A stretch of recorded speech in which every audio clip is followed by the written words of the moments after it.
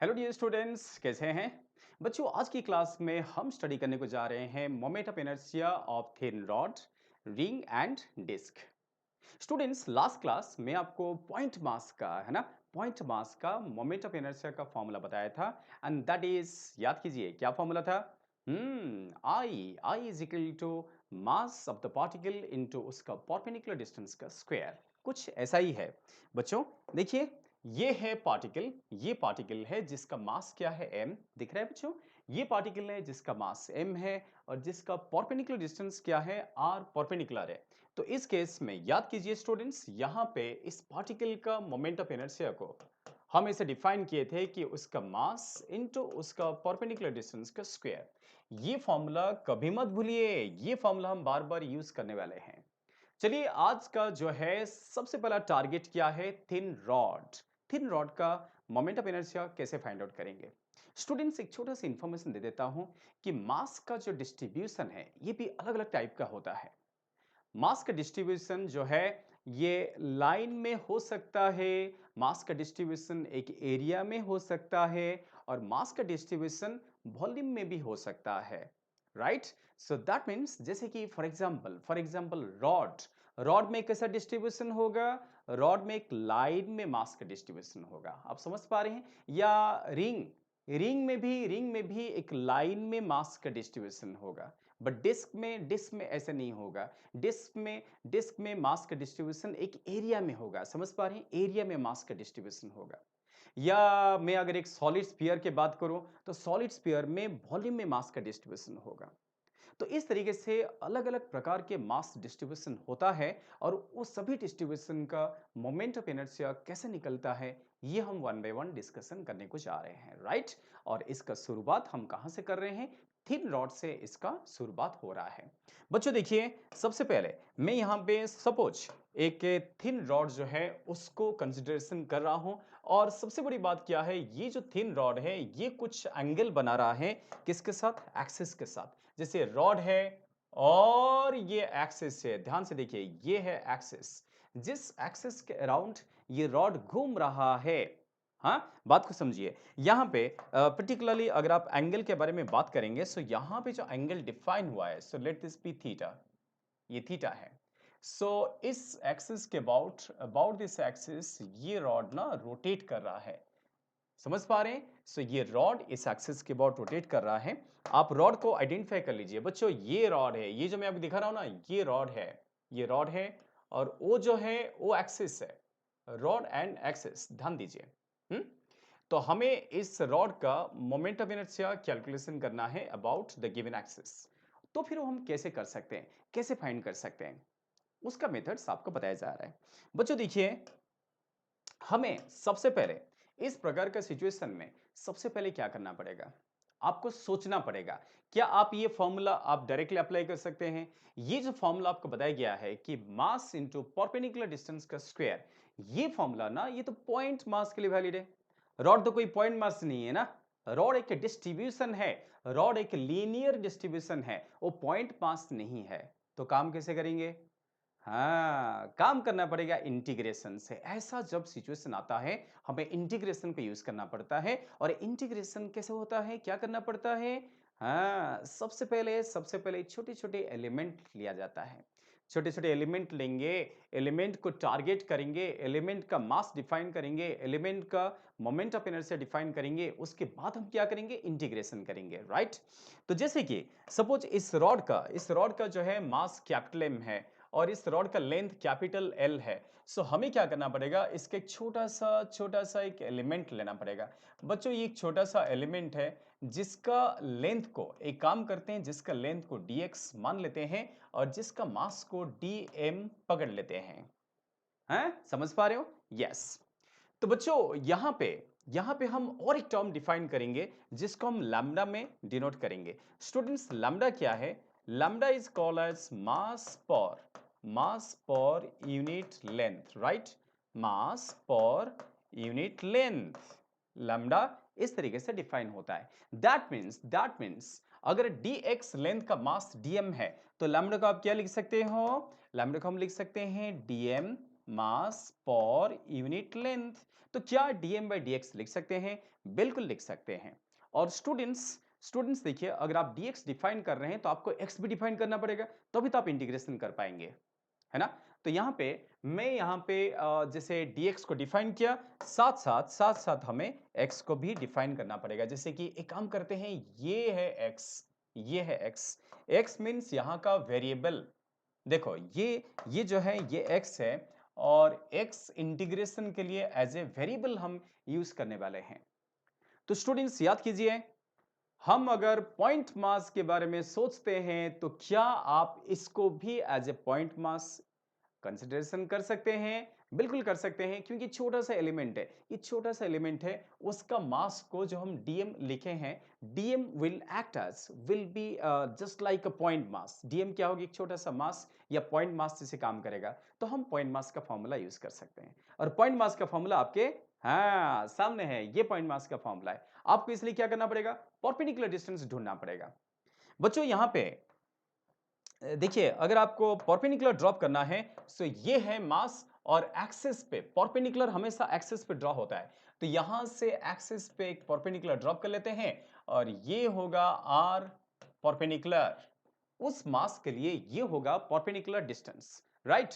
तो ये आपको कैसे कैलकुलेशन करना है? आपको यहाँ पे एक राइट एंगल ट्रायंगल दिखता होगा। ये देखो ये राइट एंगल ट्रायंगल है। इस राइट एंगल ट्रायंगल में जरा बताइए, इसमें साइन थीटा कितना होगा? Sine theta will be equals to R perpendicular divided by X. ऐसे लिख सकते हैं। तभी तो आर परपेंडिकुलर मिलेगा, तभी तो R perpendicular will be equals to X sine theta. Okay, कितना मिला? x sin theta perpendicular distance है, और मास तो हमें मिल चुका है dm, राइट? dm को हम क्या लिख सकते हैं? Lambda dx। देखिए, लैम्डा क्या है? लैम्डा है मास पर यूनिट लेंथ, है ना? और क्या हम लैम्डा को ऐसे लिख सकते हैं? स्टूडेंट्स ध्यान दीजिए, कुछ बोला नहीं तो हमें लैम्डा को कांस्टेंट मानना पड़ेगा। बात को समझिए, लैम्डा कांस्टेंट का मतलब क्या है? अगर मैं लिखा लैम्डा इज कांस्टेंट, इसका मतलब तो ये है कि जो मास का डिस्ट्रीब्यूशन हुआ है ना, ये यूनिफॉर्मली डिस्ट्रीब्यूशन हुआ है। जो रॉड दिख रहा है, रॉड में मास का डिस्ट्रीब्यूशन इज यूनिफॉर्मली मास का डिस्ट्रीब्यूशन हुआ है। अगर मास डिस्ट्रीब्यूशन यूनिफॉर्म है तो लैम्डा इज कांस्टेंट, और अगर लैम्डा कांस्टेंट है तो जाके आप लैम्डा को total mass by total length लिख सकते हैं। आगे के लिए बच्चों ध्यान में रखिए, लैम्डा को total mass by total length लिख सकते हैं, पर हमेशा नहीं लिखा जा सकता है। याद रखिए, टोटल जैसे कि रॉड का पूरा मास देखो, पूरा मास क्या है? कैपिटल M में। रॉड का पूरा लेंथ कितना है? L है। तो आप इसको डिवाइड तब कर सकते हैं जब मास का डिस्ट्रीब्यूशन क्या होगा? यूनिफॉर्म होगा। अगर नॉन यूनिफॉर्म होता है तो आप ऐसे नहीं लिख सकते हैं? या ध्यान ध्यान में रखिए। सो यहाँ पे जैसे कि मैं आपको एक्सप्रेस किया, lambda is m by l, so this will be equals to total mass by total length into dx। बच्चों ये जो है, ये dm का एक्सप्रेशन आ गया है।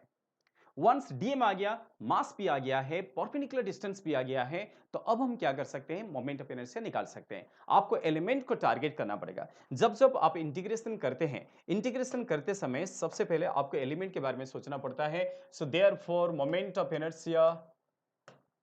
inertia of given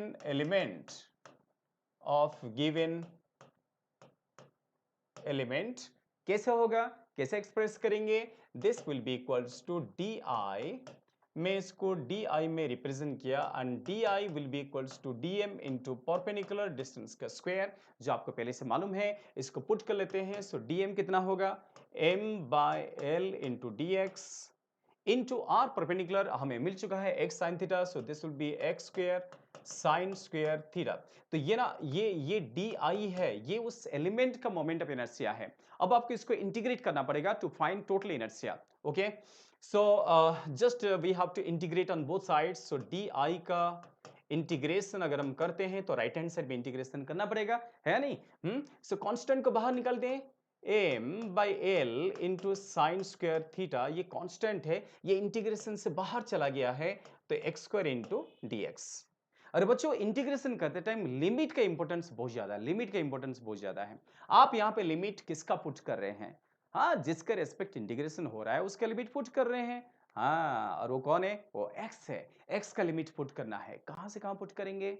लिमिट का मतलब है एक्सट्रीम वैल्यूज। बच्चों जरा सोच के देखिए, यहाँ पे जो रॉड लिया गया है, इस रॉड में अलग अलग जगह पे एलिमेंट लेंगे ना तो एक्स वेरी करेगा।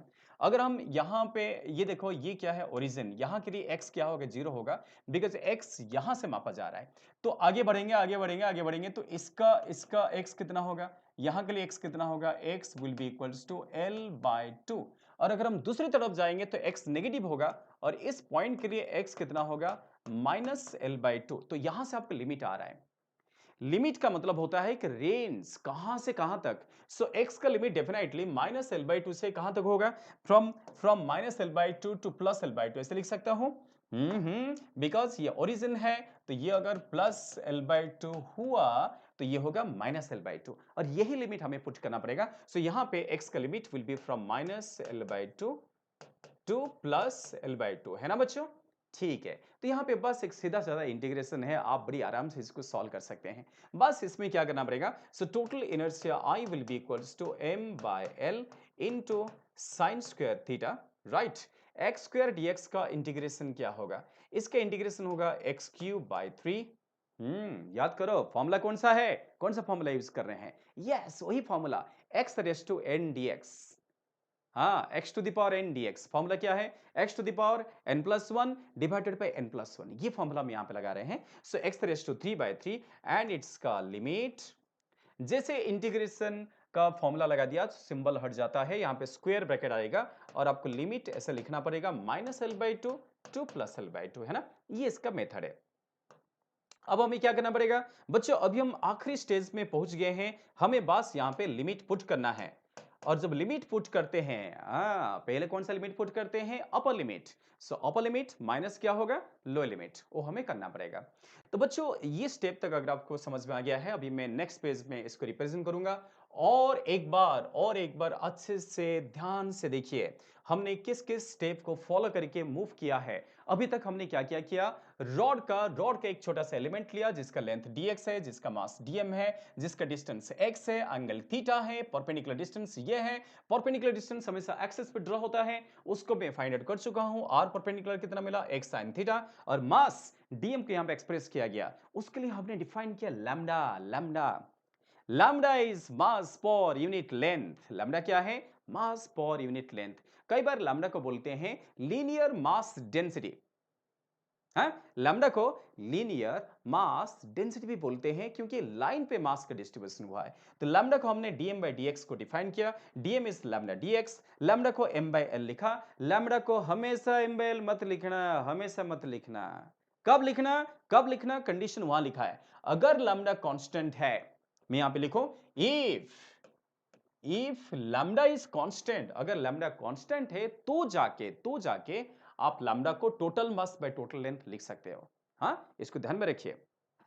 और हमने वही काम किया, और सबसे पहले जो एलिमेंट था उसका मोमेंट ऑफ इनर्शिया डिफाइन किया, और इस डेफिनेशन में हमने पॉइंट मास का फॉर्मूला यूज किया। किसका? पॉइंट मास का। मास इनटू परपेंडिकुलर डिस्टेंस का स्क्वायर, और उसके बाद हम धीरे धीरे इसको इंटीग्रेशन करते गए। अब हमें क्या करना है? फाइनली लिमिट पुट करना है। तो स्टूडेंट्स अगला पेज में इसको एक्सप्रेस करते हैं। तो m by l sin square theta. So that means therefore total inertia of the rod is equal to m by l into sin square theta।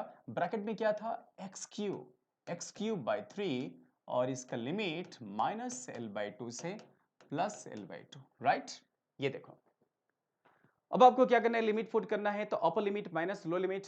Formula कौन सा लगा इंटीग्रेशन का? हाँ, वही formula, integration of x to the power n dx। क्या होता है students? x to the power n plus one by n plus one. यहाँ पे ना इंटीग्रेशन का ये वाला फॉर्मूला हमने यूज किया। चलिए यहाँ पे लिमिट पुट कर लेते हैं। लिमिट पुट करेंगे तो क्या होगा? m by l into sine square theta. ये जो 3 है ना बच्चों, 3 को बाहर निकाल दीजिए। 3 को बाहर निकल गया तो अंदर कौन रह गया? सिर्फ एक्स क्यूब रह गया है। और अब तो यहाँ पे लिमिट बड़ी आसानी से हम पुट कर सकते हैं। जब इसमें अपर लिमिट पुट करेंगे so m by three L sine square theta.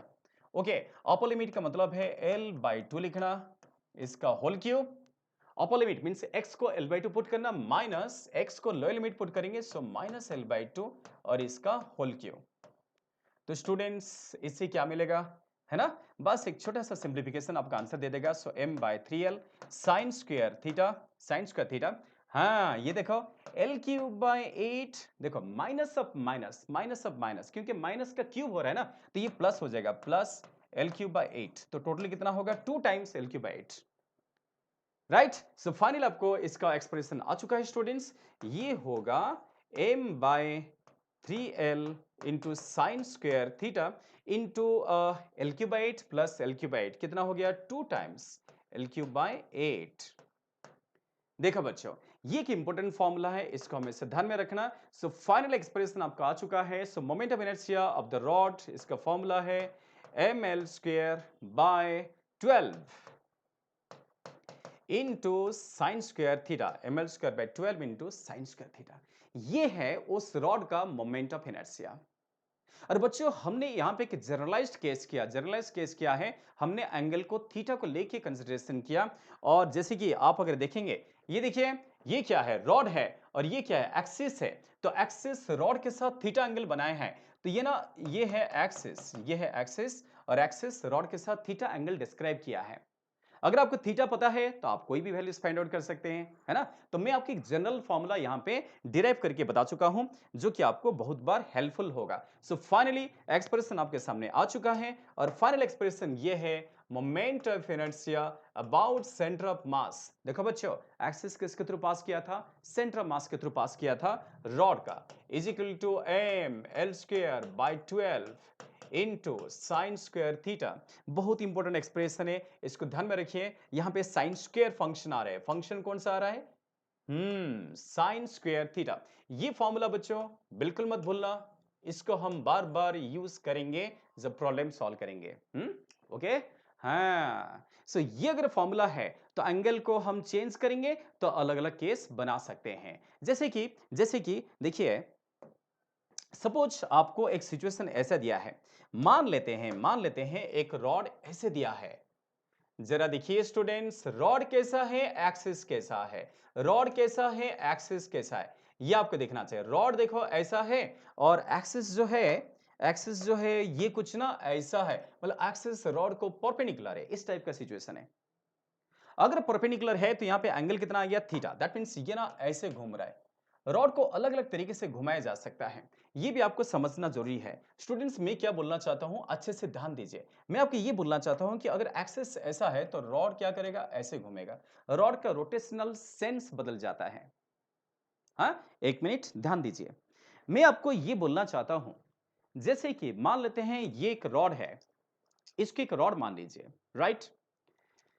अगर हम एक्सिस ऐसे लेते हैं, this is the axis which is passing through its centre of mass and perpendicular to its length, है ना?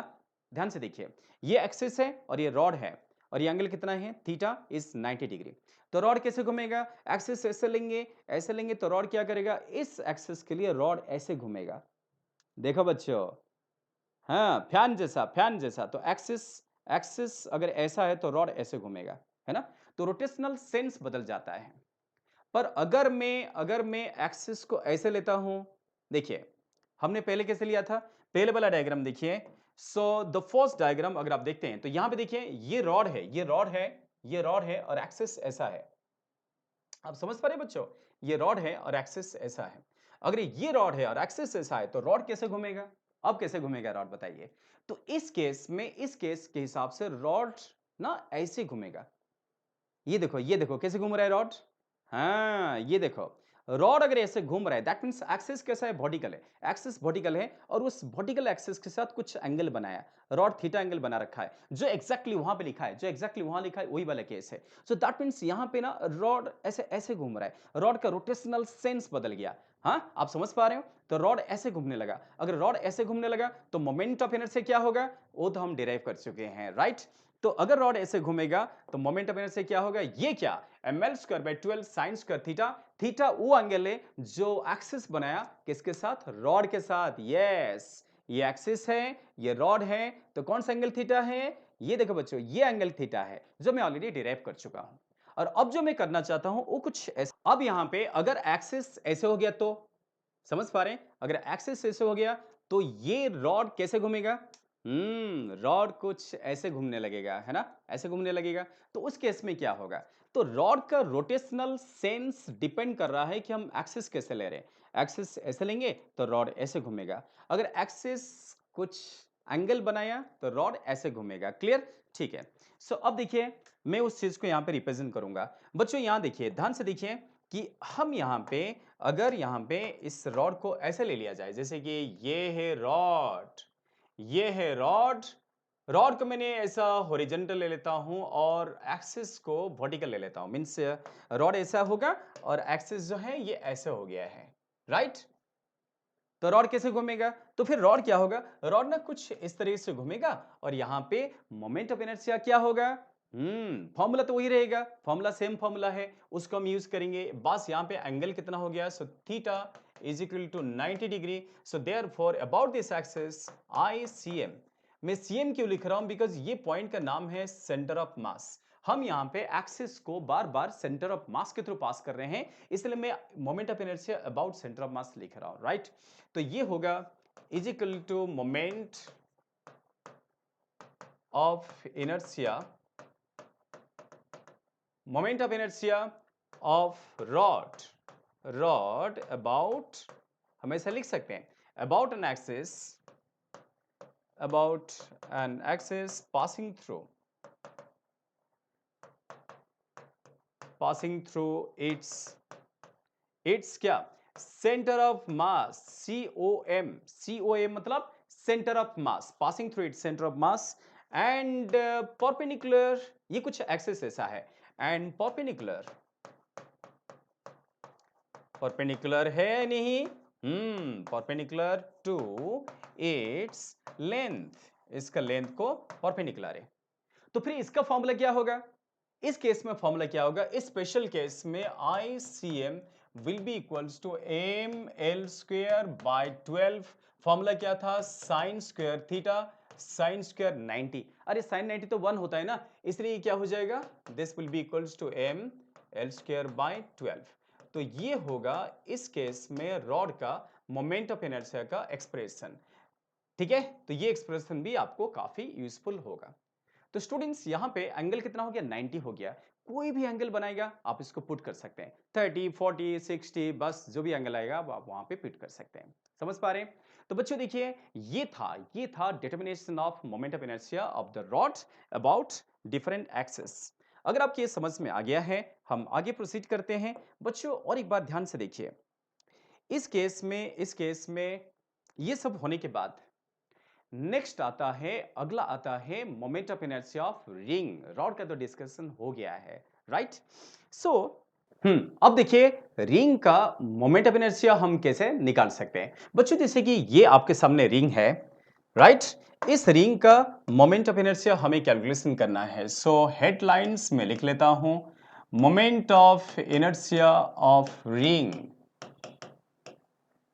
About an axis passing through. यहां पे आप ध्यान से देखिए, एक्सिस का जो डिस्क्रिप्शन है हम ऐसा दे सकते हैं, about an axis passing through its centre of mass and perpendicular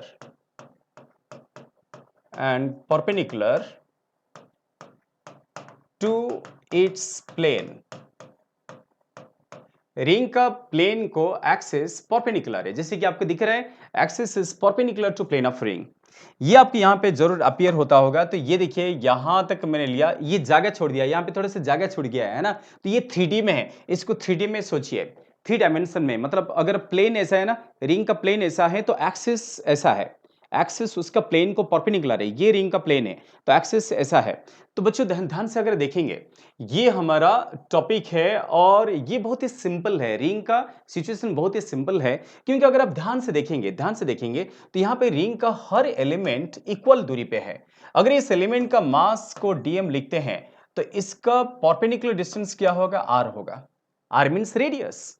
और आप ध्यान से देखो सभी एलिमेंट का जो डिस्टेंस है, परपेंडिकुलर डिस्टेंस वो क्या है, सेम है। तो ये यहाँ का एक सिंप्लीफाइड रिप्रेजेंटेशन आपको दिख रहा है। ये भी आर होगा, ये भी आर होगा, ये भी आर होगा, सभी एलिमेंट का डिस्टेंस क्या होगा, आर होगा। इसलिए हम डायरेक्टली इसको ऐड कर सकते हैं। वैसे भी आपको मालूम है कि moment of inertia additive nature होता है, राइट।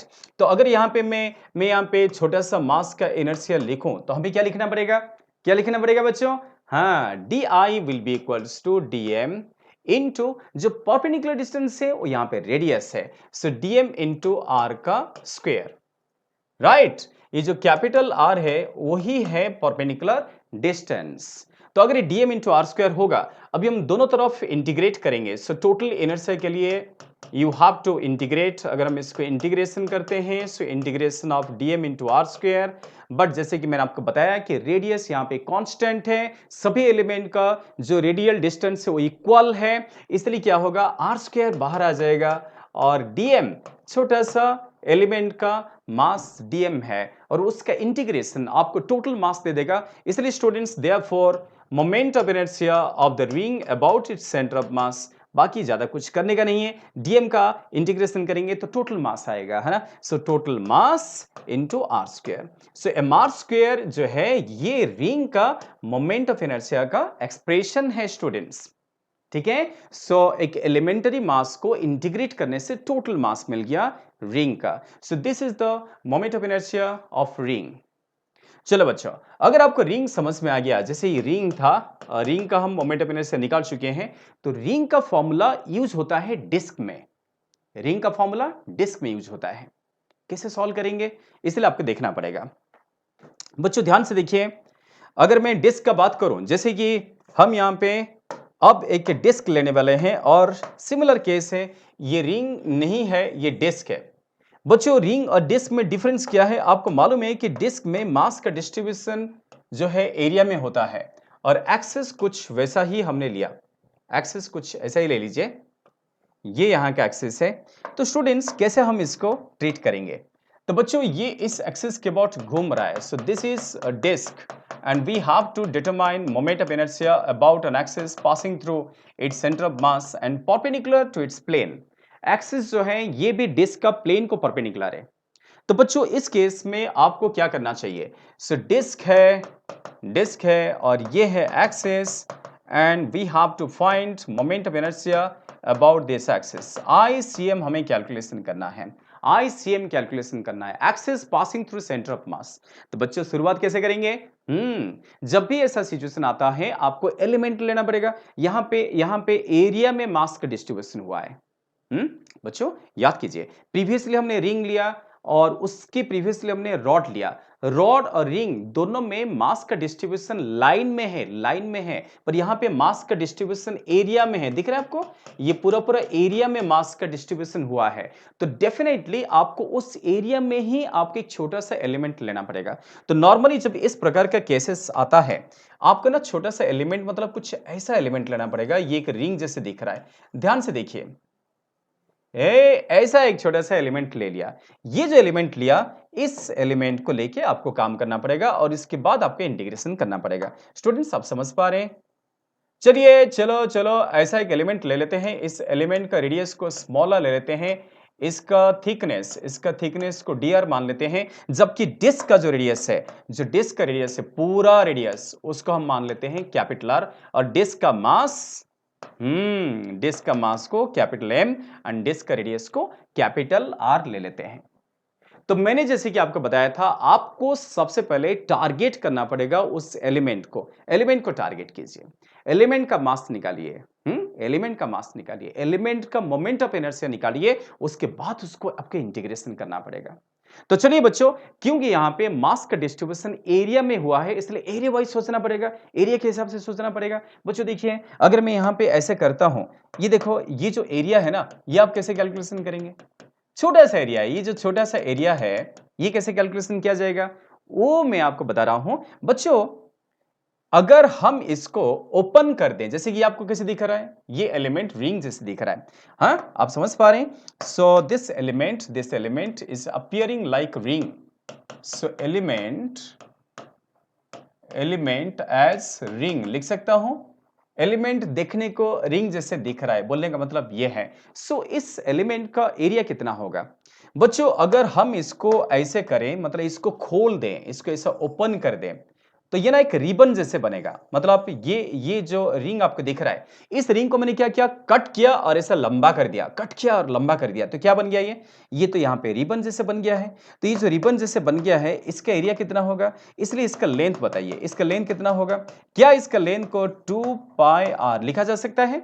बिल्कुल, क्योंकि ये जो रिंग है ना, उसका लेंथ क्या है? 2 पाई आर। और क्या इसका ब्रेड्थ को डी आर लिखा जा सकता है? बिल्कुल लिखा जा सकता है। तो एरिया कितना होगा? सो देयरफॉर ये जो छोटा सा एलिमेंट है उसका एरिया होगा 2 pi R into D are. समझ पा रहे हैं? हाँ।